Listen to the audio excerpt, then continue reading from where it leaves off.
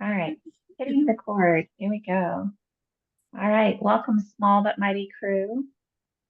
It's been a while since I've been on the block. I'm excited to be back. I've been kind of absentee lately, but I'm Melissa. If y'all haven't met me before, hello. And today we are talking to Rosemary, who I'm very excited about. Rosemary is a dear friend, and she's going to be sharing about the temperaments, which I'm going to let her tell us all about. But before we get there, tell us, Rosemary, a little bit about you and your writing journey. Well, I'm so excited to be here. I feel like I'm among friends, and it's just very, very exciting for me. I have been happily married for 29 years. Actually, Monday is our 29th wedding anniversary. And thank you. And we have two beautiful teenage daughters. One just graduated high school, and the other one is still in high school. And they were in school, but I took them out in 2020 and started homeschooling. But that was a wonderful fit because I was homeschooled. So as soon as I started doing it, I said, oh, I should have been doing this all along. This just fits like a glove. And I love being able to know what my children are learning, help them learn it, take longer on the things they need to take longer on, and move through like the wind if it's something that they already know. And I just love being able to do that. I like to say that I'm a former journalist, former bookseller, and a lifelong reader and traveler who lives in homeschools in a house full of books. So that kind of kind of sums it up. I hear a Uh, lot of words in there, words, words, words everywhere. exactly. I was thinking about that from your interview, Melissa, when you said that all along through your journey, words were Mhm. there. I'm like, yes, it's true. It's true. Mostly not speaking words, mostly either reading them, writing them, or editing them has been my Mhm. background. When I was given a homeschool assignment in school, my mother would say, here, take these vocabulary words and write a paragraph. And I'd write a 3-page story. And, I was just like, oh, cool, I get to write for school. And then I'd write like a 3-page story. Crazy stuff like, this Marine who fell in love with this beautiful girl and blah, blah, blah. And it was just all to use these vocabulary words. I love it. So, as I had mentioned in my writer's block spotlight, which I don't know if you guys saw it, but my dad pulled me aside when I was about 12 or 13 and said, what do you want to be when you grow up? My dad was that kind. He wasn't like, you just don't just loaf around and, wonder what you're going to do with your life. What would you like to do when you grow up? And I'm like, well, I want to be a wife and a mom. And he's like, that's great. Now, what are you going to do until God sends you the right fellow? I'm like, well, and he said, well, you seem to be really good at writing. And I said, really? Do you think I could be a writer? That just seemed like some unattainable high exciting goal, like nurse, teacher, flight attendant, those things are down here. And then there's writer way up here. And so I said, yeah, I'd love to do that. And so then he helped me get enrolled in a writing course with the Institute of Children's Literature, which I don't even know if that still exists. It was long ago. So I learned how to write for children first. And then when I was 17, I was working in a library, once again, books, reading, and I started writing for the local newspaper as a stringer. And my first stories were very cute and laughable, but they published them anyway because there Love was a it. small town paper and they appreciated that I was covering little local events and stuff. And and I just kind of continued on that path of writing for them, worked my way up to staff writer, worked my way up to editor of the newspaper. And that was very exciting. And I got to everything that went on in the town was my business, and I knew everybody, and I'd be around with my, recorder and my pen and paper and all that kind of stuff. So I got to be a reporter. And then my husband proposed to me, and he had taken a job in Colorado, and I was in Connecticut. So I gave up my editing job and came out to be with him. And then I just kind of continued to write and just little Mhm. bits and pieces here. I wrote a couple of mystery novels that have never been published, and I just kind of kept on doing the writing thing always along the way. Yeah. Um, and I became a flight attendant, so that added experience to my repertoire of just being around people, knowing about Yeah. different people, all that kind of stuff, and just kind of made me a little bit more of a well-rounded person. Um, and then when 9/11 happened, I turned back to my writing. I went to a workshop and I still flew. I didn't give up my flight attendant job, but we went to this workshop that was sort of to help us process, here we were, flight attendants, our coworkers were killed that day. And they said, okay, so what is your dream job? If it's flight attendant, that's fine, but what is your dream job? Yeah. And I said, a novelist. And they said, oh, so you want to be a writer? I said, no, I'm a writer already. I want to have a full-length book. And so that's when I went into mystery writing. And then I Mm. felt like God was calling me back to my nonfiction, because that was inspirational and that was more directly for his glory versus the mysteries, which were nice and they were clean. And I would not be embarrassed to show them to the Lord if he were standing here, but that wasn't directly for his glory like the nonfiction was. And Right. so I switched over to that. And that's what I'm mostly working on now, is the nonfiction. So kind I of love exciting. that. I Kind of love how exciting. words followed you all the way through. I love the flight attendant section of that because it is so true. The more people you see and the more places you interact with, all of that really makes the writing so rich and Yes. so interesting. And I love that God wove that into your story. That so I know as writers, we all have authors we love and people who've influenced our writing and mentors. So who are some of those people for you? Well, when I was a teenager working in the library, Elizabeth George Spear used to come in along with her mother. Do you guys know who that is? Mhm. Yeah, she only wrote 4 children's historical novels, and 2 of them won the John Newbery Medal, the highest award in children's literature. I mean, can you imagine, like, people write hundreds of books and never get recognized, and she wrote 4. 2 were Newbery winners and 1 was runner-up. That's Like, this lady amazing. knew what she was doing. Um, and she was always just very sweet, very encouraging. I did a feature article on her, and asked her, writing questions and stuff. And I remember her saying, I said, what would be your advice to a writer? And she said, read. Read widely in all directions. If you want to write this, science fiction, don't just read science fiction. Read it Right. widely in all directions. Become a well-read person. And she actually died while I was editor of the newspaper, so I got to write Mm. the feature on her and stuff like that. And then another one was Patricia Riley Giff. Do you guys know who that is? She just passed away in 2021. It's very sad. She was a prolific children's author, and she lived nearby too. And her son owned a children's bookstore. And so they actually called me up and asked me to work in their bookstore, because I was in there all the time. And Mm. so I got to work as a liaison with children's book writers and illustrators. Oh, that's so And cool. Pat would come in, and we'd have book signings. So I would call up the authors and the illustrators and talk them into coming to our store and set it all up. And then I'd be the one that stood next to the table while they signed their books. And the whole time I was like, someday this is going to be me. I'm going to be sitting at that table Love it. signing my books. But for now, I'm the one helping, and I'm getting all this experience. And Patricia Riley Giff, would give writing workshops in the bookstore. And because I was an employee, I got to go to those. And one of the things that I remember most from her was her phrase, "We need a brush stroke of description." Hmm. So she would look over something in the writer's workshop that I wrote, and she would say, "This is great, but I'm not grounded there. I need just a little brush stroke of description. Don't describe the curtains and the flooring and the, just give me a brush stroke." And I still think about that when I'm writing. She joked with us that it's too bad that people aren't really smoking as much as they used to be. And everybody was like, what? And she goes, well, because it made such a great dialogue tag.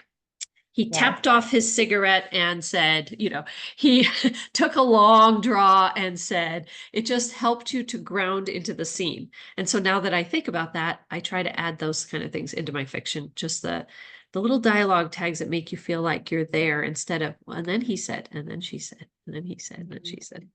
So Patricia Riley Giff. And then as a mystery writer, I really admired Mary Higgins Clark, because she started writing at the kitchen table because her husband died and she had 5 kids. And she was also a former flight attendant.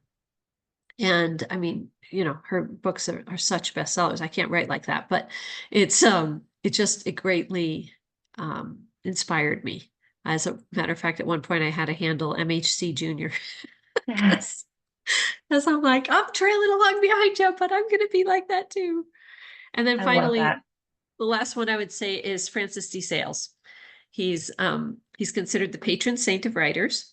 And the idea that we are now reading stuff that he wrote in 1622, and it still inspires our prayer life and our spirituality and our closeness to Christ, that's really what I want, right? That's the end goal, is to be like that. There was a time when Thomas Aquinas had a vision, basically, and he heard Jesus' voice, and he said, "You have written well of me, Thomas. What wouldst thou have?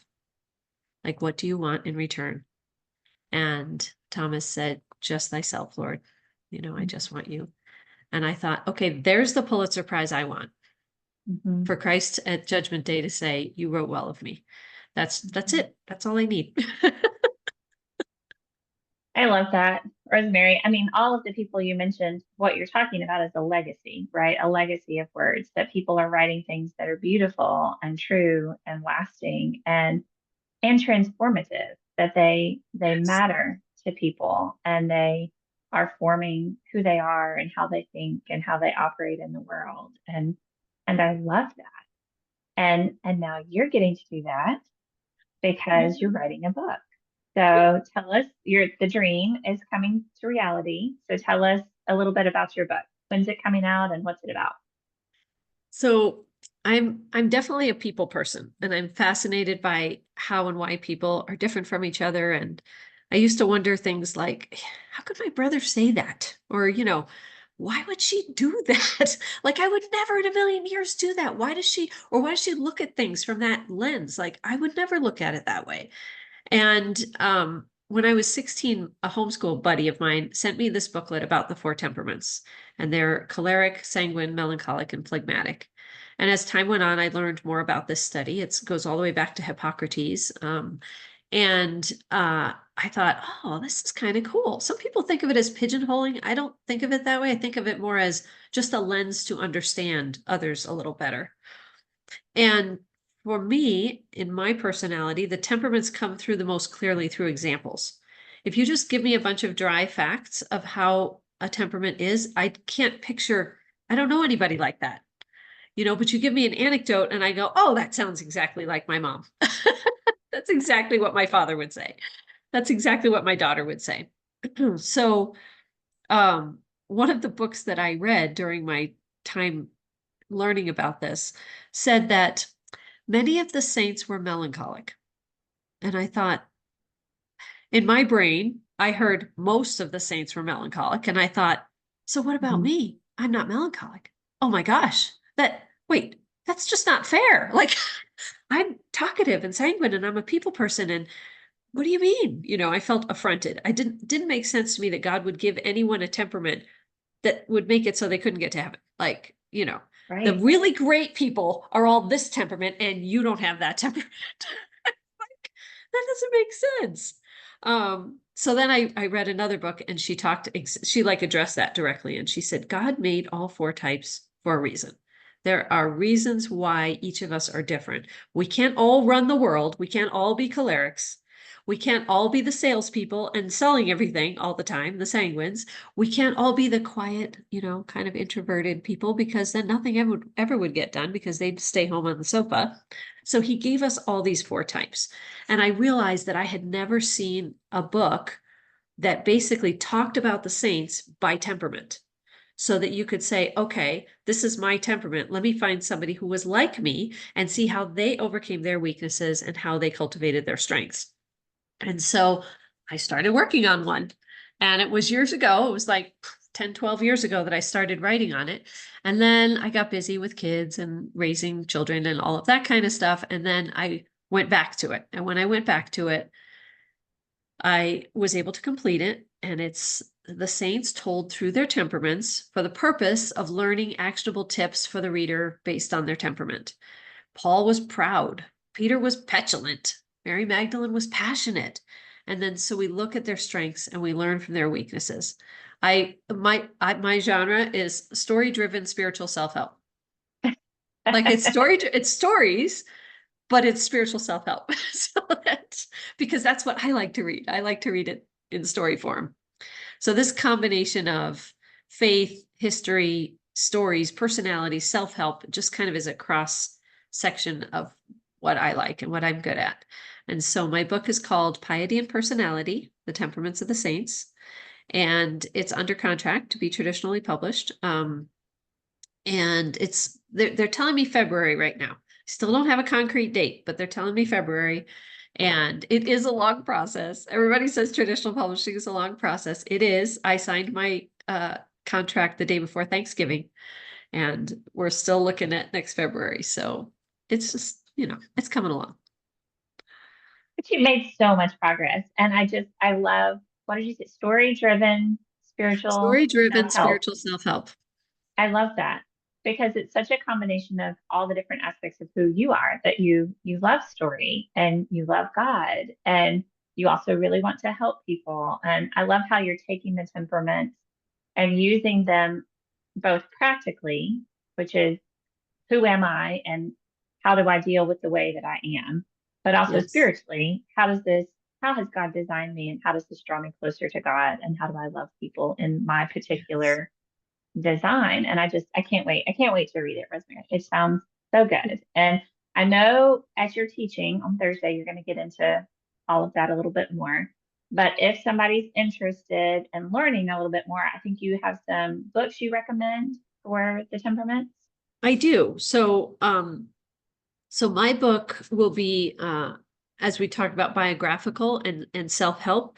But if you just want to learn more about the temperaments, my favorite is Personality Plus, and it's written by Florence Littauer, and she writes from a biblical perspective.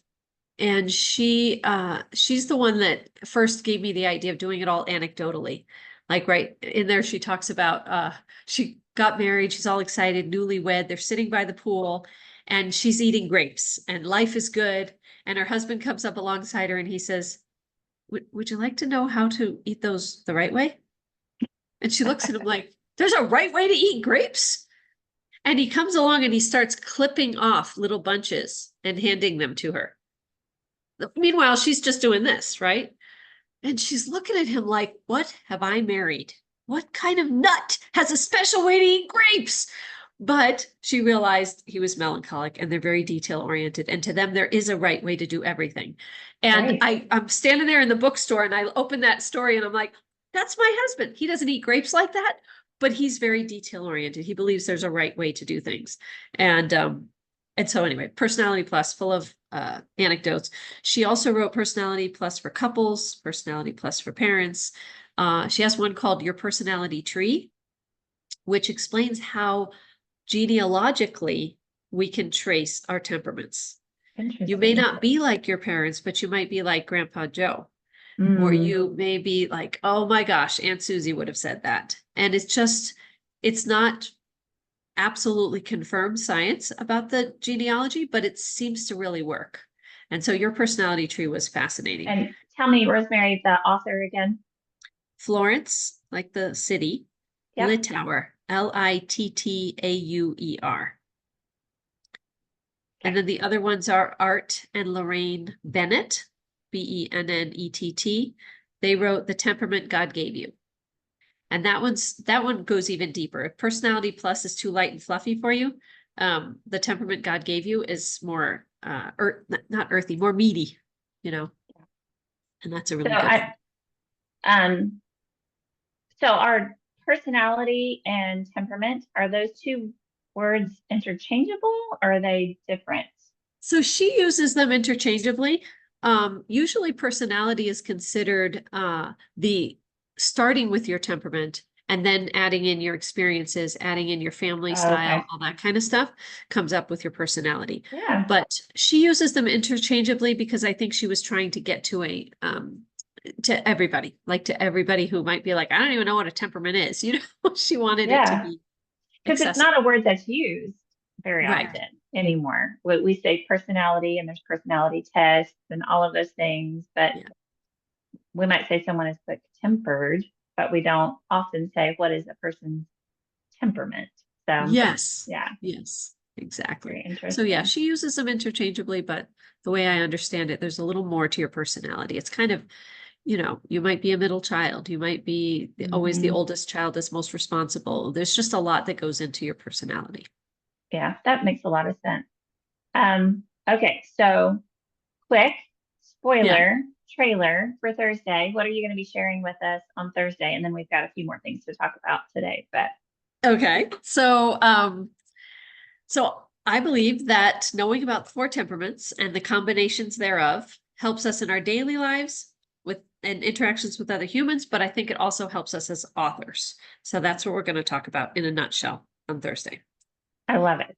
Okay, so let's have some examples. Then you said if someone just gives you all the facts, what does that even mean? How do I identify with that? So can you give us some examples of how this affects our human interactions? What does it look like?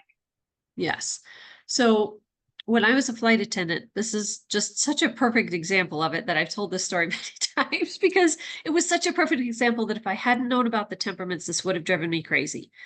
So the purser is the lead flight attendant on the plane, and he or she answers to the captain, but otherwise you're basically supposed to do what she says, right? And you're not in big trouble, but the idea is that there is a leader on the plane.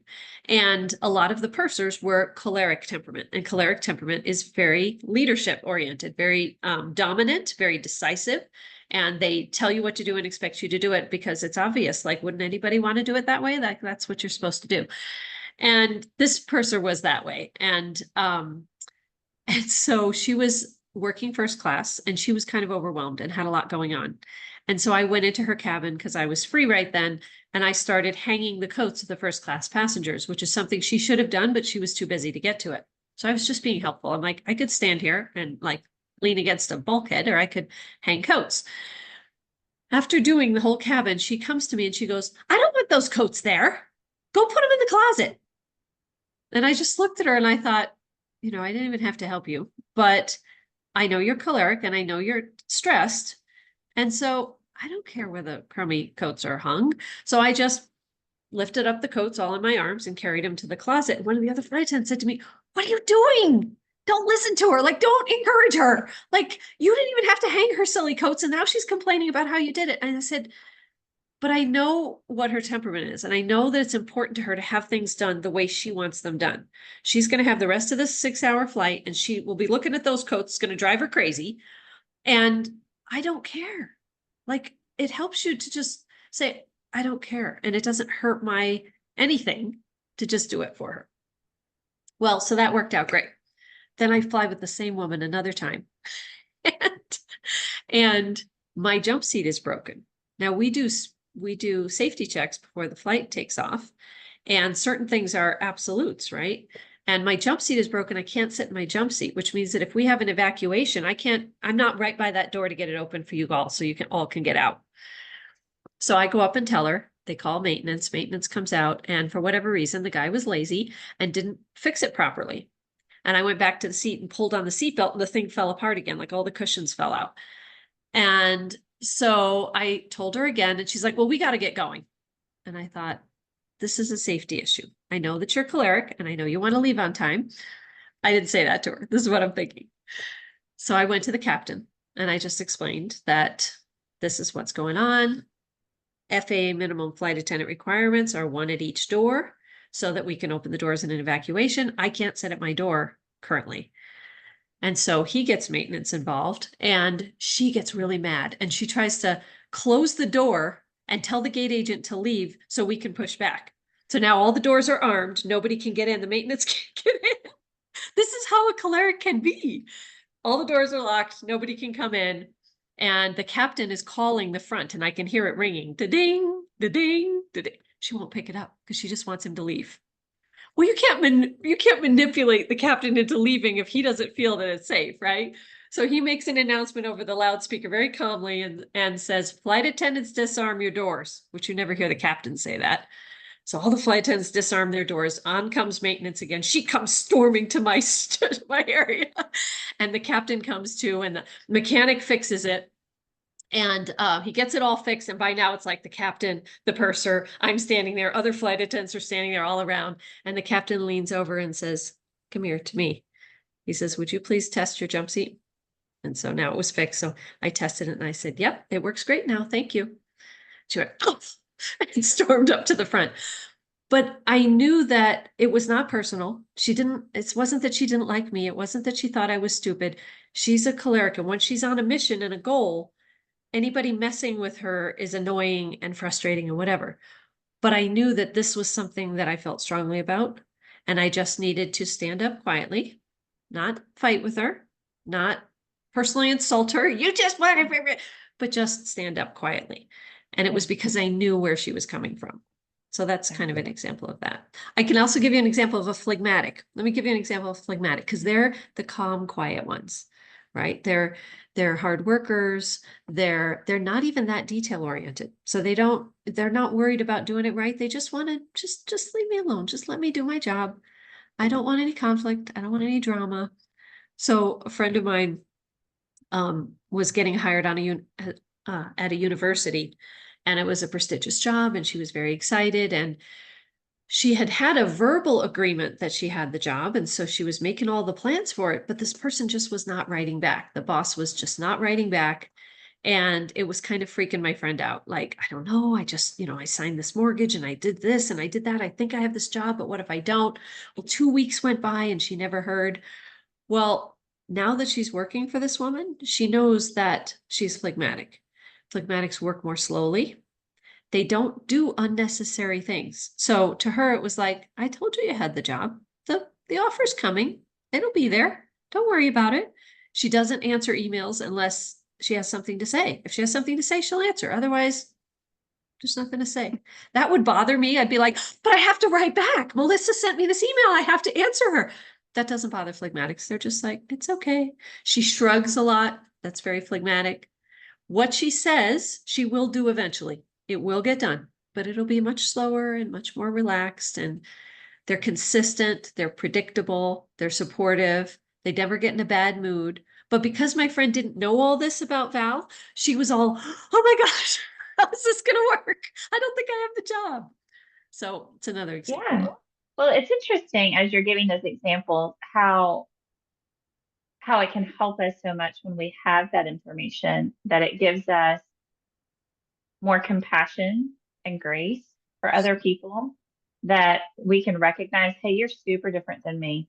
That is not how I operate. However, instead of getting mad about that or taking offense to that or making that personal, and sometimes it still can be those things, I can back up a step and go, wait, maybe this is just that we're different and I need to adjust accordingly. And I can see how that would be super valuable in our homes, in workplaces, in all interactions, where if I can understand a little bit better the differences between the way people respond in a same situation, that Yes. it can create a lot of like I said, compassion and grace for those interactions, even if they're conflictual, which was for you on the airplane Yes. with the fellow coworker, that was not an ideal situation, Right.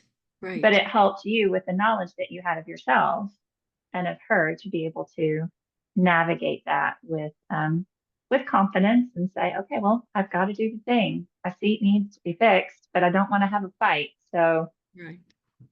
here's how we're going to handle this. So I love that. So I know you're going to get into this Thursday, but so you kind of talked about choleric, you've talked a little bit about the phlegmatic, and then what are the other two? And just give us like a 1 or 2 sentence summary of them.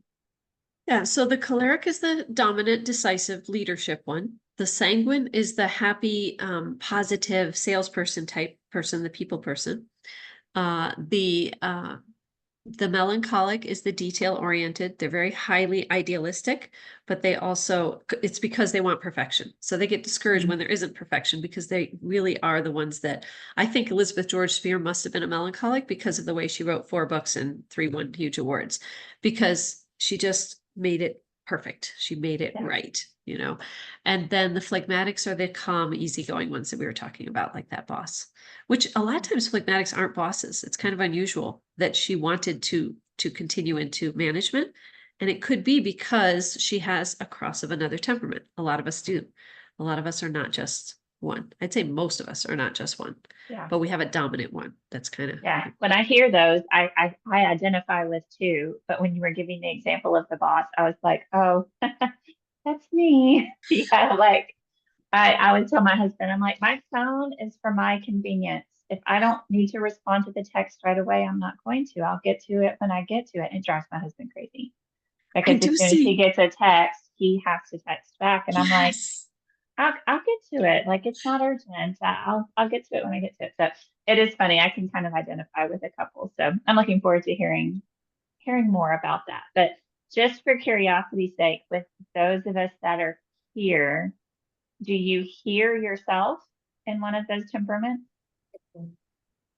Kathy does. What Yeah. about you, Christina? Do you want to share with us, Kathy, which one?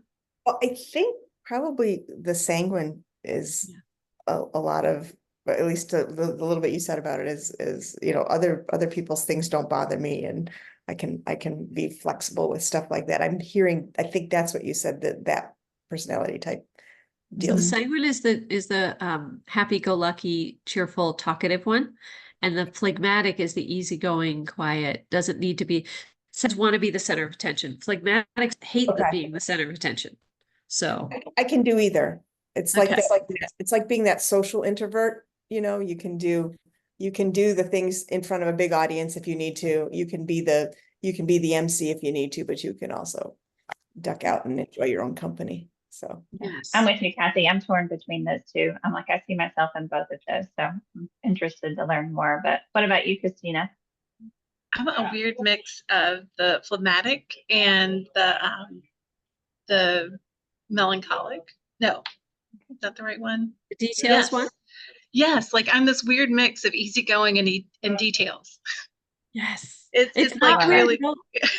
It's not weird at all. There are a lot of melancholic phlegmatics, and it's a great combination because actually both of these combinations that we're talking about, sanguine phlegmatic and melancholic phlegmatic, are really great because melancholic phlegmatic means it will be done right, but without anxiety. yes. Like Mm, I want that's it to be amazing. That's perfect. an amazing combination. Good It's job. like time doesn't really exist. Like it gets done when it gets done. Oh, look, there was a timeline. So it was really good for me. I went to college at a place where we scheduled our own final exams. And that was just like perfect. It's like Yes. I'll do them when That's I do super them. interesting. Yeah, Yes. I love that. And And the then what about sanguine you? phlegmatic. Well, What just let about me you, comment on Carrie? you two. Yeah. Sorry, got Kathy and Melissa, the sanguine and phlegmatic. That's cool because people love you. Really, people love you because you're outgoing and friendly, but at the same time, you're not the one that's dancing on the tables at the party. You let other people have the spotlight. You let other people have the spotlight, and any kind of version of phlegmatic is great because you're just easygoing. And so people like you. They want you around because you don't drive them crazy. So those are great combinations. I love that. How about you, Carrie? Well, so when I first started learning about the temperaments, I was probably in high school, and then I was a psychology major in college. So of course we talked about that a lot. And I always wanted to think that I was sanguine phlegmatic, but as I developed as a human being, I am so choleric and melancholy that it's. I mean, probably I didn't even realize how much until I met my son-in-law, who was like 100% sanguine. He is everybody's favorite person in the room. You know, whatever nothing bothers him. It's just like, he's a park ranger. He can write people tickets, and they say, "Oh, thank you." But I'm like, get it done. This is the way we're going to do it. And I get very frustrated when people take charge and do a lousy job. And then I also, the melancholic side of me gets very sad, I guess would be the best way, when I don't do things to the level or the way I think that I should. So Absolutely. That's I a love yeah. perfect that. description of the choleric melancholic. That's just, yeah, Yeah. that's in a nutshell. That's exactly. And, but the thing is, the cholerics get things done in the world, right? If nobody was a Yeah. choleric, all of us would just be having fun and doodling along. And the cholerics are the ones that set the deadlines and say, I need this manuscript on my desk at this time. And the Okay. sanguines go, okay, and then do it at the last minute. And I do much better with a deadline. Yes. Even if they're self-imposed deadlines, I do much better with a deadline. So, Yeah. Yes. and I Well, have this a is a cleric great, melancholic daughter. I would I'm say this is a great lead in to our last question, which is, so what all does this have to do with our writing? Like, how does knowing this or having knowledge about this help us with our writing? So I've given this a lot of thought because I wasn't writing my book to writers. So when I was preparing this presentation is when I started applying it to writing. And I realized that there's several ways that this particularly appeals to us and can be of assistance to us as writers. The first one is if you're writing fiction, right? It helps us to layer our characters in fiction. And I know, Christina, you do.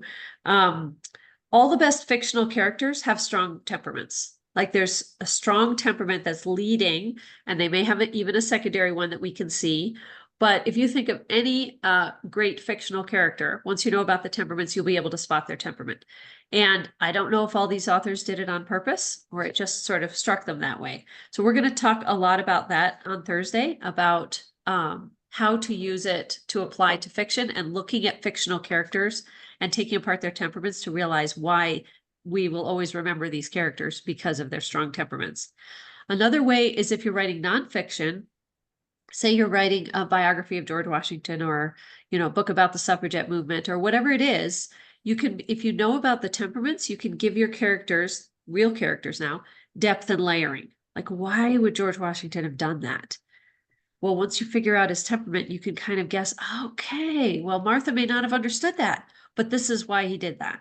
Or you look at the suffragettes and you're like, what kind of woman would chain herself to a fence, so that she could get the vote? I mean, I like having a vote, but I don't think I'd chain myself to a fence for it.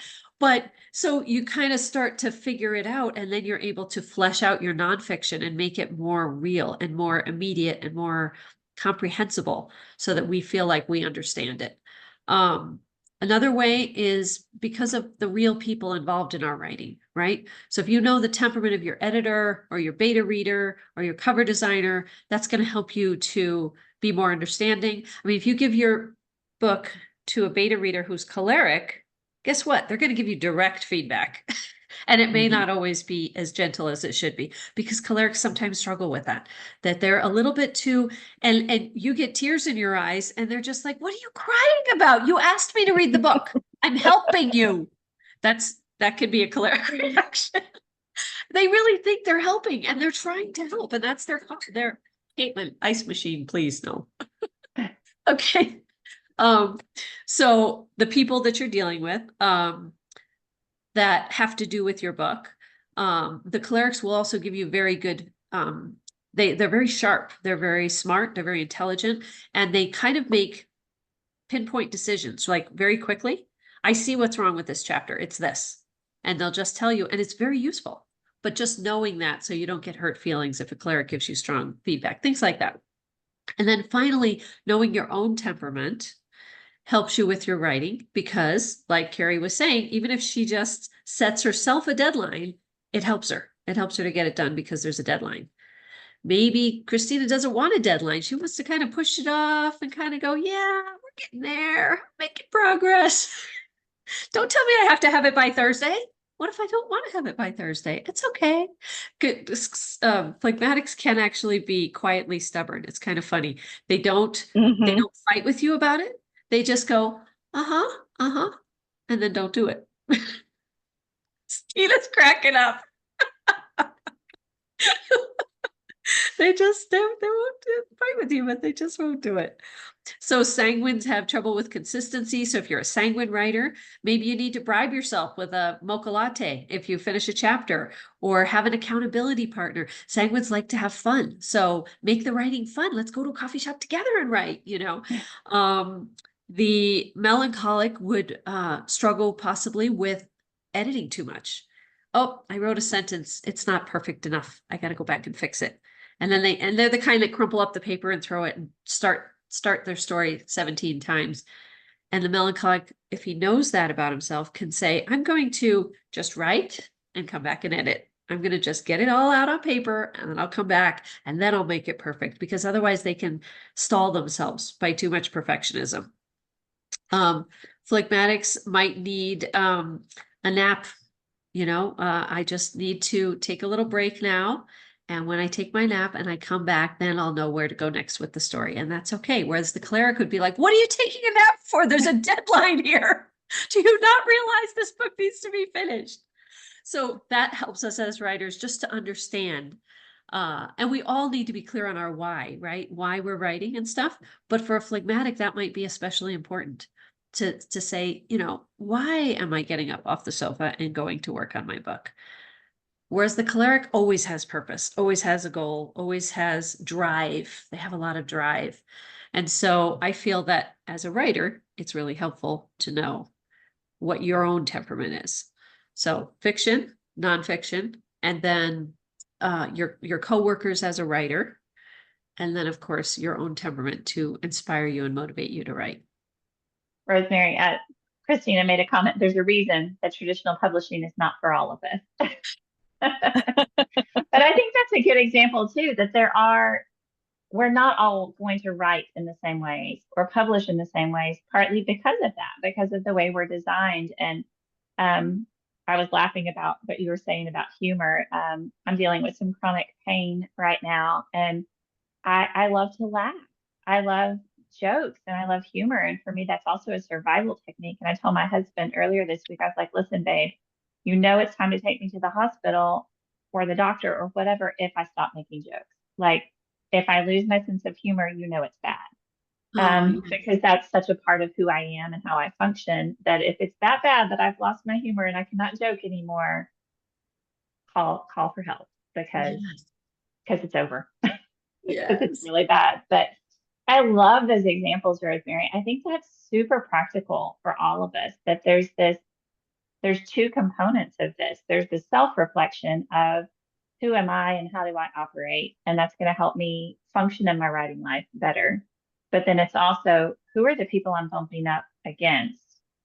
And how do we interact with each other? And how is that affecting my writing life and my relationships? And anyway, I'm super excited to hear more about that. I think that's incredibly practical for all of us and will make such a big difference. But I want to get to Q&A, but just before I get to Q&A, tell us about your dreams for a second book. So book 1 is hopefully coming out in February. Tell us what book 2 is about. So the next book is a collection of travel essays. And I believe that traveling broadens the mind, but can also feed the soul. So I relate pilgrimage experiences and then cull lessons for present day life. Like you were just saying, Melissa, I think it's so important to come away with something like, oh, that was a nice story. But what was I getting from that? Just kind of come away with. So in my book, my first book, I talk about like Paul and his drive and his choleric determination and all of that. And then what he did to sanctify that. Well, now in this book, instead of the temperaments, I'm telling the stories through travel. So we're in the place where this person was, and we're walking the streets that they walked, and we're going into their birthplace or seeing their tomb or whatever it is, and then using that to bring out a lesson. So I started writing my blurb for the back, and this is one of the paragraphs.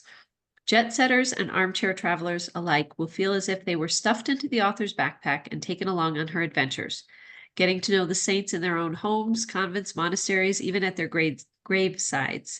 Each essay brings home messages of hope, virtuous examples, and assistance for the ultimate journey to heaven. I love that. So it's going to be. I love that. Going to be good. That's such a beautiful combination of all of the things that you are. Hi, Carrie.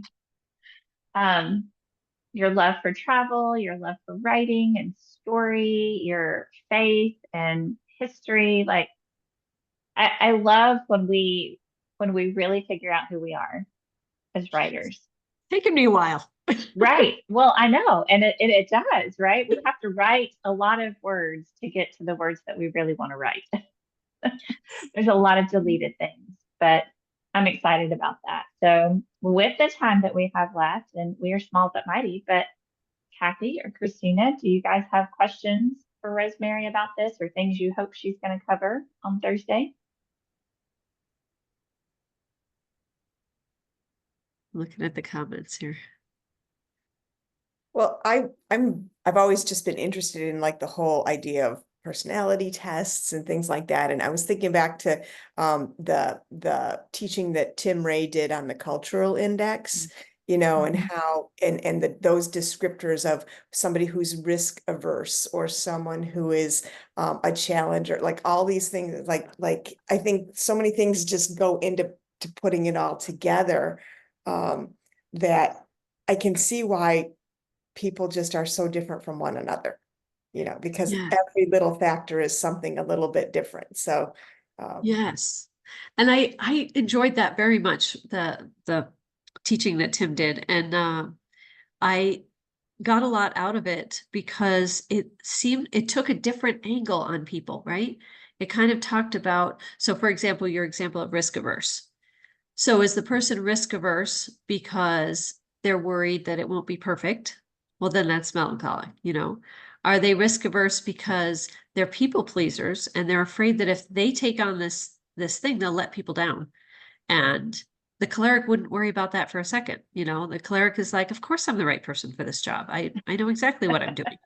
And that's great. Somebody's got to be like that, but not all of us are that way. And so the whole time he was talking, of course, I was thinking about the temperaments, and I was thinking his crossed over, and they had more to do with actual business behaviors and things like that. And it was more taking it directly to the workplace, which is what he does, right? And I thought that was fascinating too. I think like who you are in your own head versus who you think you need to be at your job, and the difference between the two. That's what, yeah. But yes. I can see that's kind of like what Melissa's point was about who you are, but who are the people you're rubbing up against, and how different, you know, how do you adapt for that sort of thing? So Yes. how do you tell, like looking at George Washington, how do you tell what he was? So I have not studied George Washington. I just used him as an example. Yeah. But if Sure. you take a major character in history, well, I talk in my book about Paul, right? Paul was decisive. He was dominant. He knew exactly where he was going. Clerics will sometimes walk all the way in that direction forcefully, realize it's the wrong direction, and then walk just as forcefully back. Like it's just, I meant to do that. I'm going this way. So we've got Paul. So I'm going to use him because we don't know him personally, but we can read about him and learn his temperament. So he's riding headlong to Damascus, which somebody pointed out to me. It doesn't say in scripture he was riding on a horse. I'm like, that person's melancholic to say that. We all picture him on a horse. We've all seen the painting. Yes, you're right, melancholic person. He wasn't necessarily on a horse, but he was progressing forcefully to Damascus. And it says in scripture, breathing forth threatenings and slaughter, and he was going to get all those Christians. And it's like he hits a brick wall, right? And God knocks him down and says, no, I'm going to blind you. I'm going to humble you, and all this kind of stuff. And he's just blown away. Like he cannot believe that he's wrong. He's just like, what do you mean? How was I persecuting? You know, who am I persecuting? How did I do this? Right. And so then he converts and he goes just as forcefully in the other direction. And he rushes right out into the synagogues and starts praying. In between, though, Ananias takes him in, and it says, the Lord or God said, go to Saul, for he prayeth. Go to Saul, for he prayeth. So in my book, I talk about how clerics, that's great that you know where you're going and what you're doing. Now take time to pray. Even though you're sure this is the right way, take time to pray. So I would pull that lesson out and say, notice how he became a saint when he started to pray and put his faith in God. And he said, I can do all things in him who strengthened me. Now that was the converted way to say it. Instead of I can do everything, it was I can do everything through him. And so I look at the behaviors that we see, and I look for a pattern of how they behaved, because we can all have a moment that's out of character. But if he's always decisive and he's always forceful and he's traveling all over the place, he's probably got a strong choleric streak. Okay. I even had I posted about the cholerics on my Instagram, and a friend and her sons got on, sent me a reel back saying, we really enjoyed it, But as a bunch of cholerics, we want to tell you it's actually choleric. And I just cracked up. I'm like, okay, textbook cholerics. You're doing it wrong. It's this way, which, by the way, both pronunciations are correct. They're both acceptable in the dictionary, but I just like choleric. I like how that sounds, but I thought I just cracked up. Cholerics were very forceful in telling me that I was wrong. Cholerics do that. That's just how they are. And the other thing about this, and I think I'm going to mention this in my presentation, but if you have more than one showing up, that's actually really good, because it means that you're starting to soften your edges and become more like Christ, who was all four. That was one of the questions I was going to ask is Jesus all four? He is. And that's my favorite paragraph out of my book. I don't know. It would be a darling if you're supposed to kill your darlings or whatever. But my favorite paragraph in my book has to do with that Christ was all four. He was the pinnacle of all four. Perfectly balanced. What's that? Perfectly balanced. Perfectly balanced. So he was decisive like a choleric. He was friendly, like we see him friendly with the children, and loving like a sanguine. He was quietly hardworking like a phlegmatic. I believe his foster father Joseph was a phlegmatic, quietly working, doing the job, doesn't need to be in the spotlight, that kind of thing. And then what else is there? A melancholic. Melancholics are very idealistic, and they raise us higher. They want us to do better. And so he had all of those, but he didn't have the bossiness of the cleric, or the ditziness of the sanguine, or the laziness of the phlegmatic, or the pickiness, nitpicking of the melancholic. So that's what we aspire to, is to kind of weave them all together. I love that. That's a great place to close, but I have a burning question that I'm going to ask anyway, even though that's a great place to close, which is, I recognize that in seasons of stress or trauma, I operate differently. So I overfunction and that is not my normal, not when I'm happy and well adjusted and all the things. I'm much more easygoing and happy and all the things. But when I'm stressed or in trauma, I overfunction. And so is there any information or research on that with the temperaments of how the temperaments function when they're not doing well, or when they're stressed? Yes. Florence Littauer talks about this in her book, Your Personality Tree. And she talks about it in particular relation to children. Like if you're trying to figure out the temperament of your child so you can parent better. But it also comes to, in a way we parent ourselves too, right? And she says that we can basically wear a mask. And so as a sanguine, you may be a people pleaser, right? You don't want people to be disappointed. You don't want to let people down. You care about people, especially being a woman and a sanguine, right? We care about people. We want them to be. So now things aren't going well. Maybe you're going on a family vacation and somebody forgot the suitcases, and this is happening, and the plane was canceled, and all this kind of stuff. All of a sudden you're going to go into that mode of, it's going to be a letdown for my family. Everyone's going to be disappointed. They're going to be disappointed in me. I'm the one that had the idea for us to go to Florida, and now the whole thing's falling apart. So then you go into more of a melancholic state of trying to, so you're putting on that melancholic mask, or you're putting on even a choleric mask. You could get really bossy and angry and start yelling at everybody, but it's because of the need of your original temperament. And that original need was to make the people around you happy. Right. It's interesting when you look at what each one wants, right? The choleric wants respect. They're not bossing because they want to be bossy. They're bossing because they really need to have that respect, male or female cholerics. Sanguines want to be liked and want people to like them, and they have to be around people. And if people are all mad at them, they're just crushed, and they go out and commit suicide because nobody likes them, right? And the phlegmatic wants peace. And if there's conflict, it's very upsetting to a phlegmatic. And so they may overreact in a different way just to get out of the conflict, because they just want peace. And the melancholics, of course, they want that perfection, and they have these great ideals of how perfect it could be if we all just did it this way.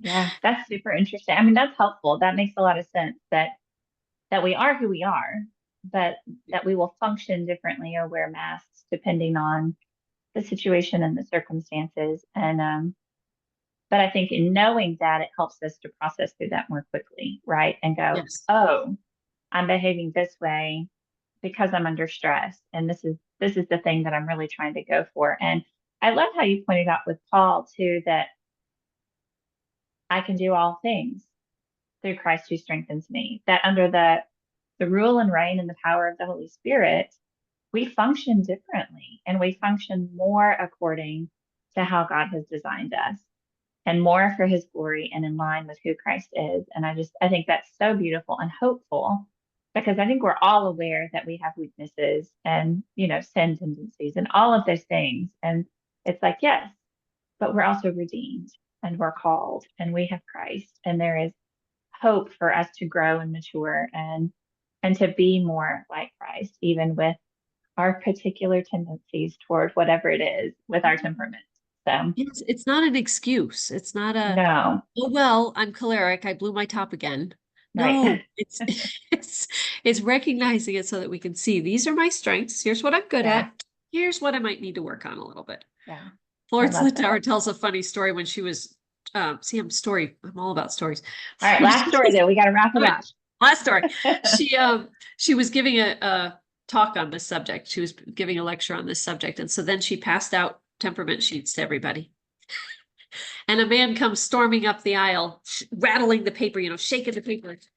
And he says, I have all the strengths and none of the weaknesses. How am I supposed to figure out what temperament I am? And behind him is this little wife going, now, honey, now, sweetheart, please, and he gets all the way up to the front, and Florence says, you don't need that paper. You're choleric and she's phlegmatic. I got it. I nailed it for you. And you're a choleric. I love that. I have all of the strengths and none of the weaknesses. How am I supposed to fill this out? Love it. Rosemary, this has been so much fun, and I cannot wait to hear what else you have to say on Thursday. So tune in Thursday, same time, same place, and to hear more from Rosemary. So thank you guys for showing up today. This was so much fun. Thank you, Thank you. Melissa. Thank Take you. care. All right. All Bye-bye. right. We'll see you guys later. Bye. Bye.